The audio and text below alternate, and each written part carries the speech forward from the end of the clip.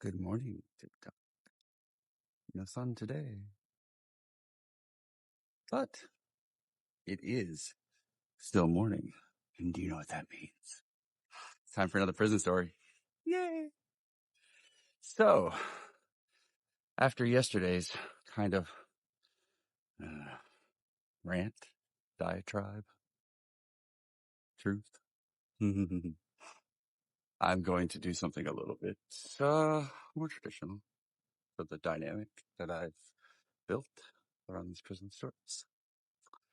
I'm going to talk about something silly. So, can't go that way. When you're in most prisons, after you get arrested, transferred, whatever, you get brought to the facility and you get booked in. And the procedure is pretty much the same, regardless of whether like it's your first day or your 100th. If you're new to a facility, then you're going to get booked in. And they're going to take off all your clothes. They're going to make you strip search. They're going to rake your nuts. They're going to ask you a whole bunch of questions you don't particularly want to answer. Maybe. I mean, if they're doing their due diligence, which they don't always. So they're going to require you to go through all that rigmarole, and then they're going to give you a uniform. And in some places, it's not that bad. I mean, in some places, they actually give you like a 2-piece thing. So you can wear like a t-shirt and, or like a pullover and a pair of pants. Those are kind of comfortable. It's like the cheapest scrubs you've ever laid your body on. But it's better than like the jumpsuits. The jumpsuits are the worst. Except most of the times the jumpsuits, they don't give you underwear. So you end up wearing like, nothing. And that fabric is like, it's like what they make grocery store bags out of. It's really unpleasant. But that's not what I'm talking about today. What I'm talking about is what they do after that.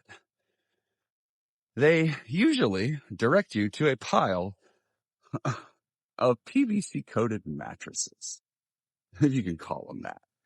Most of them are going to be like that thick, maybe. The good ones, maybe like that thick. And this is every fucking facility you go to. Every single one.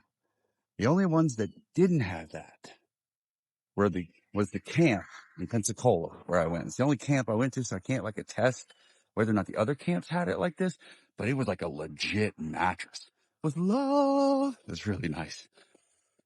So that's what I'm talking about today. Sleeping in prison. What's it like? It sucks. Prison. What's it like? It sucks.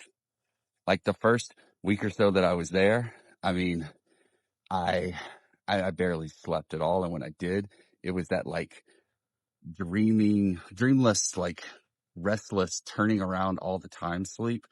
Cause I'm a side sleeper that likes to sleep with my knee cocked, and that mattress is so thin and so uncomfortable that it defies description to tell you how uncomfortable it is. And almost no prison gives you a pillow. Most don't even give you sheets. They give you like a cloth sack that you then just like pull over the mattress. And like, you can wash it, I don't know, once every 2 weeks or so. Depends on the facility. And usually it's not that they wash them, it's that they just take them from you and then give you a new one. And then like wash them en masse. There's no comfortable way to hold this like this. One of you TikTok people needs to send me a device I can wear. So I don't have to do it like this. But anyway, so after that first prison where I like slept on that really uncomfortable mattress and I had like no understanding, no knowledge, no institutional memory. Fast forward, I go through 17 of those motherfuckers until I get back to East Baton Rouge Parish Prison. And at that point, I've been through some shit. I've been down about 4 or 5 months at that point. And, she old school jaded convict then. And I learned some trade secrets from the girls on how to survive in prison, how to sleep well. And one of the first ones was that you make your own fucking pillow, right? So you can't alter anything in prison legally. Like all the stuff you buy on commissary, you're not allowed to take it and then like sew it, rip it up and make these cutesy little outfits, where you tie stuff up and you look fierce, bitch. No, you're not allowed to do any of that. Can't take a net bag and turn it into a bathing suit. I see you, Miss Alexis. Even though the bitch was beat, looked good in it. Still kind of a horrible person though. But, hey, so was I sometimes. So, uh, you can't alter these things, not materially, but they don't say you can't use them as a pillow, which is what I did. So I took 7 pairs of like really unpleasant rayon boxer shorts that I bought on the commissary at East Baton Rouge Parish Prison. And I made like a foundational layer out of 2 of them by folding it into thirds, giving like a hard rectangular thing out of 2 of them by folding it into thirds, giving like a hard rectangular thing. And then I wrapped 3 pairs that I like balled them up and put them on top of that. And then I took 2 pairs, one that I wrapped around, uh, with like one layer, not, so it was like inside the boxer shorts. And then I took another, did the same thing, except I used the elastic on it, bent back. I kind of origamied the underwear into a pillow. I didn't alter it at all. It was just like I found a creative way to store the underwear that just so happened to be pillow shaped.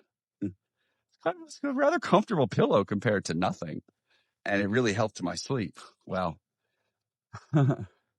guards ain't like that shit at all.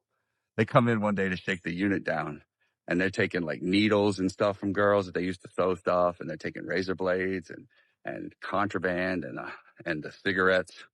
Story for another day that were not cigarettes at all. uh, Everything they consider contraband, they were taking it, and they took my pillow.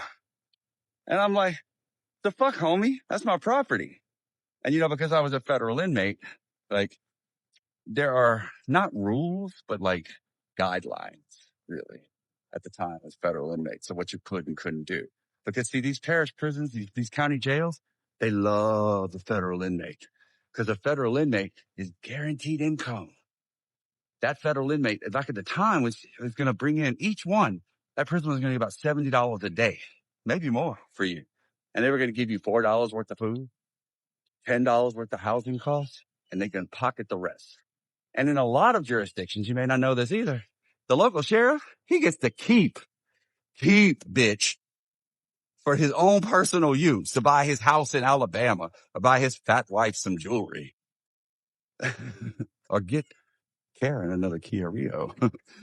So, he can use that money for whatever he wants. So whatever's left over, he gets to keep.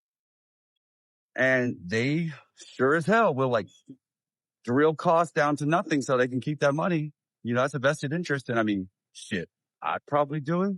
You'd probably do it. It don't make it right. And I never took an oath not to do that shit. They did. They want you to believe in their TV ads, in their appearances, in their uniforms. They're so cute. That's another topic for another day. The gayness of uniforms in almost every military aspect. That these butch heterosexual men, they're like, oh, we're marching in our uniforms and don't we all look great? Don't you know a man put them epaulets on there? You think a straight man got all that braided cord on that shirt? Bitch, please. You look gay. And I kind of like that.